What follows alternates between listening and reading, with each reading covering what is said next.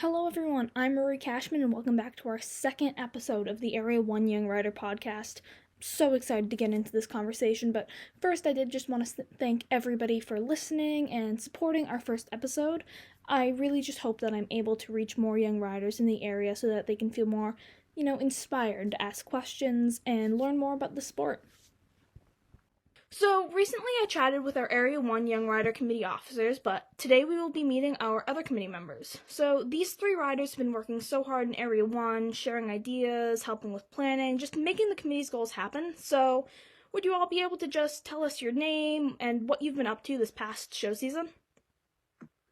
I'm Tori McCallum, and I've been competing my two young off-the-track thoroughbreds. One is competing at the training level, and the other has done a few beginner novices, schooling novice, and doing some jumpers.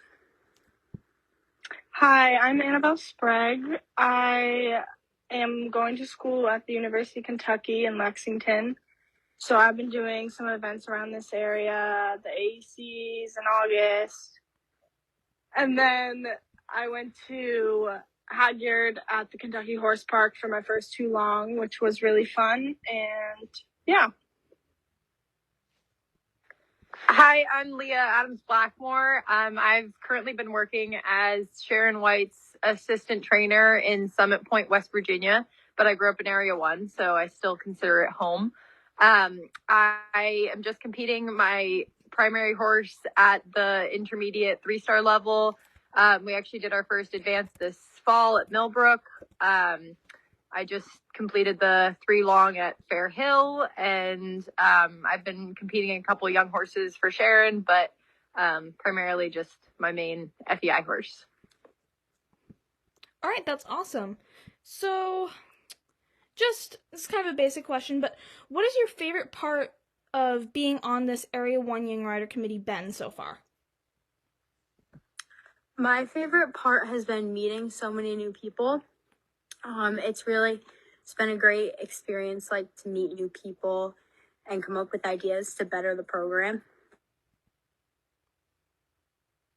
Yeah, I agree with Victoria. It's really nice to just have a say in what we do and have an opinion and what the program does and different ideas that we're coming up with for the website and for symposiums and different things like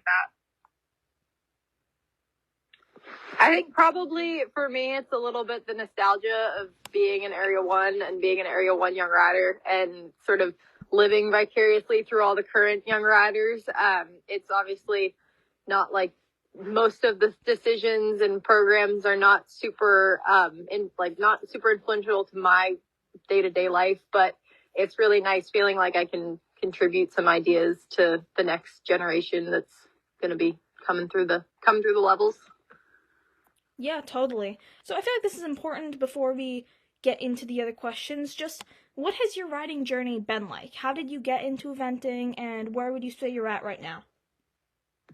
I've been riding for as long as I can remember.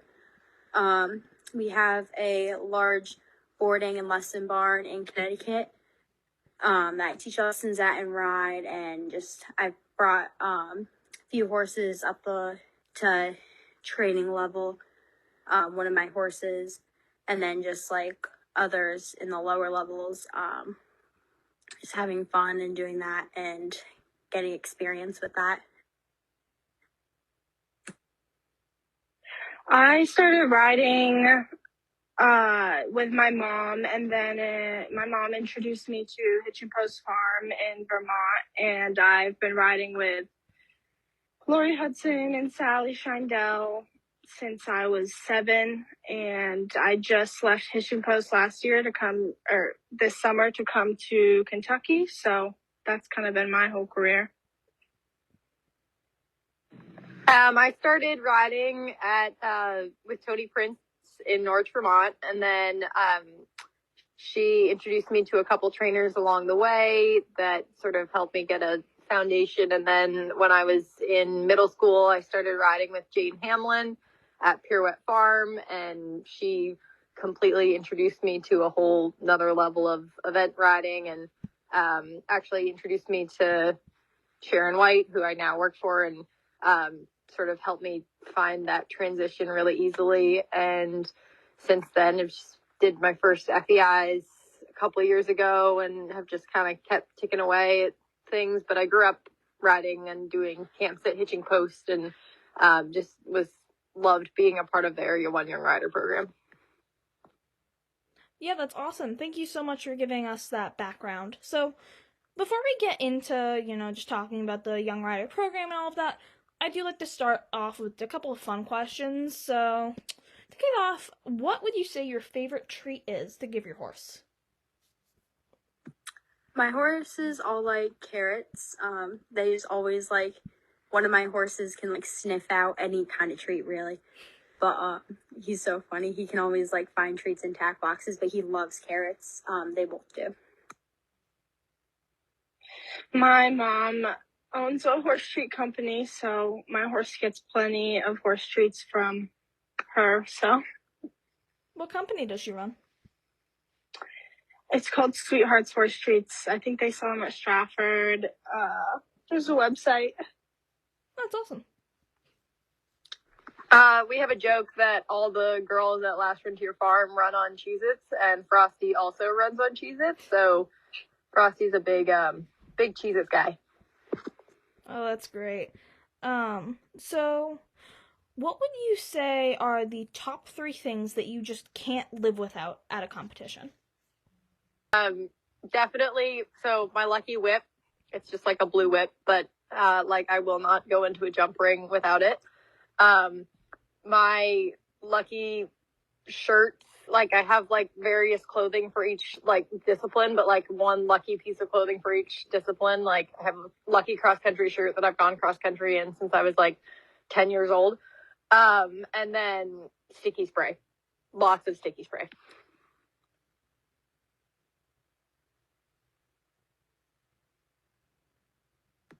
I would probably say I would need shiny spray, make my horse look all nice.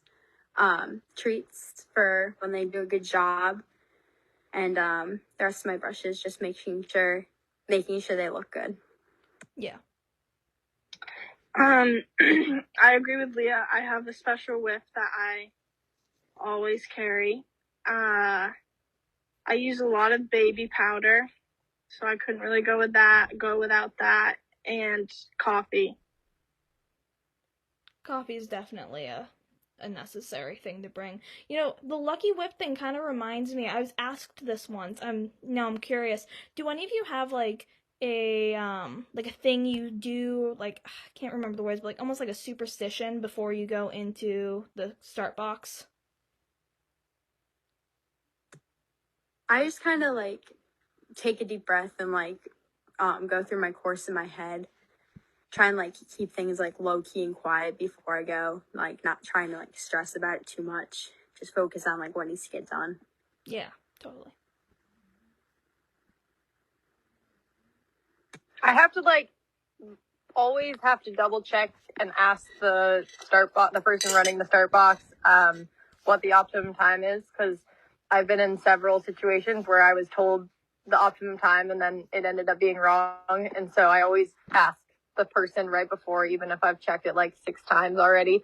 And then I have to have a full blown conversation with the person who's running the start box, just for me to not get distracted by what's going on. And just not be getting so uptight so that my horses can take a breath and not have it be a big deal. Yeah, totally. So, do any of you have a dream competition venue that you hope to someday compete at? I would like to compete at, I think Rebecca Farms is so pretty. I always see pictures and I'm like, oh my gosh, that's it'd be so cool to compete there. I would say I've always wanted to go to Mill Street in Ireland. I really want to go to Buccalo one day, just because I like the vibes there seem really fun, and I feel like they know how to make it not feel like a stressful competition, which I feel like everyone would love to be able to go to a big competition and not have it feel like a stressful competition. Interesting. Yeah, no, those are some great venues. So, to kind of bounce off of that, what would you say your favorite showgrounds in Area 1 is? My favorite in Area 1 is probably Millbrook. It was my first big event to go to. I was just like running around with my pony in the beginner novice, and it was so cool to be so young and be there with all the professionals. I would say mine is probably Hitching Post. It just holds a special place in my heart, and it's just fun to see all different kinds of people there, from like 5-year-olds to adult amateurs living out their lives to professionals with young horses. It's just a really fun place to have an event. I would say my favorite is probably GMHA. Like, even to this day, I'll still make the trip up there to run the festival in the summer. It's just such a like hometown event, and so many great memories there. Yeah, totally. So, last one. This isn't as fun, but I do think it's interesting. What life skills would you say you've learned because of being an eventer? I would say just working hard. You have to work like so hard and just always putting in the effort to get where you want to be and do what you want to do. You can't just like do it halfway. Yeah, You have to really put in the work. Yeah.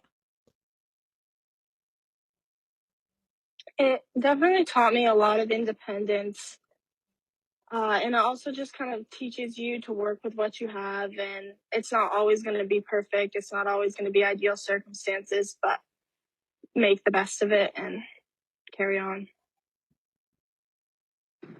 I would say it's taught me to deal with failure and like having things not work out, similar to Annabelle, like just being able to take the losses with the wins and knowing that it's going to be 80% like not working out, and then 20% of the time you get it right, you get the things right at the right time and it works out. But a lot of the time you're coming home from a show and it's thinking about all the things that you were almost perfect and then it didn't quite go right. So I feel like it's learning about how to deal with that and moving on and learning from your mistakes so that you can eventually put it all together.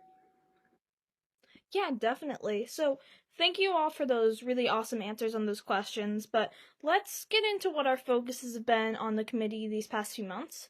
So, Area 1 offers just so many different opportunities, and one that I think really stands out is the clinics and symposiums. So, for example, we offered the summer clinic with Booley and Emma. Did any of you attend that clinic or any ran by the Area 1 program? And if so, what would you say you gained from that experience? I went to the Booley and Emma clinic, and it was really helpful. It was so close. It's only like an hour away from my house, so that was really convenient. And the price was like so nice because it was super affordable, which is always great. And they're just two very great riders, and it was just so good to like learn from them. I haven't ridden with either of them before, and it was just a great experience. I did not go to the Booley and Emma clinic. It looked like tons of fun, though. I also did not go to the clinic, but they're both fantastic riders, so very jealous of all that did. Great. So, kind of on a similar note, but we also do host a young rider camp at GMHA. What do you think riders can gain out of attending this camp? And if you have participated in the past, what would you say it was like? What was your experience there? I've been going to the camp for 3 years, and every year it's just you always want to go back because it's so much fun. All the trainers, like, you learn so much from them, and you just make so many new friends. It's just a great experience to meet new people. I really enjoyed getting to know the instructors and like seeing them and being able to recognize them and go up to them if you have questions, and outside of the camp too. Like, these relationships are not just inside the camp. Like, if you have a question or a concern or just anything, they're always there to help, and they're so helpful and so nice. I went in years past, and it was always a great experience. Like, just meeting all the people there and getting to ride with so many different awesome trainers from the area was super, really, really great treat. And I think that it just, like, you just get a sense of like camaraderie, and yeah, really fun memories. Yeah, they really do have some wonderful trainers there. It is definitely worth the time to go and attend. So I would definitely recommend checking that out for next summer. So we also did a lot of talking and planning for our team challenges. This year they were at GMHA's spring and fall horse trials and I believe Millbrook. Did any of you participate in any of those? And if you did, what was your experience with that? And what would you say your favorite part was? I did the team challenges at Millbrook and the fall GMHA. And it was a lot of fun meeting the people on my team and like seeing them and like cheering them on, and not making the sport feel so much as an individual sport. You really got to like put your scores together and like work together. Yeah, I was at Millbrook, and it was just really nice to be on a team and to have like the scores were like posted on the Instagram, and it was just a really fun way to keep up with everyone and everything. I also did it at Millbrook this summer, and it was a really fun.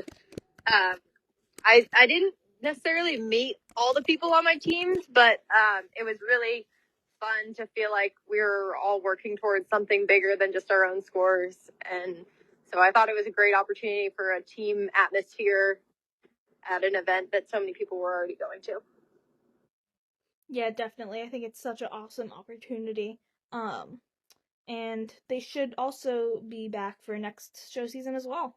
So this one, I think this was kind of a new thing for the Area 1 program, but there was a mentorship opportunity.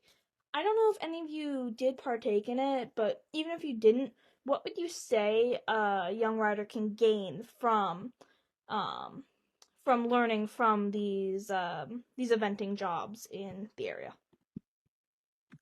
I did not do the mentorship program, but I think it's like such a great opportunity um, for us to do. It really gives us like an inside look at how the event is run, and I feel like it makes us appreciate like all the stuff that goes into running the event. I think it's a great way to gain some perspective on what it's like to run the event, what it's like to be the scribe or the show jump steward, or just jobs like that. It just puts a different perspective on things. For like learning, putting on the events, and just how many things happen behind the scenes that maybe you don't appreciate as a competitor so much. I feel like that's really important for people to learn, like especially as a young rider, learning all of the components and gaining a little bit of appreciation for everything that goes into the events that you run is super important. Yeah, definitely. I couldn't agree more. So, what would you say over this past summer was your favorite event or activity hosted by our Young Rider program? Whether you were actually there or you just kind of heard about it or helped plan it, what was your favorite and why?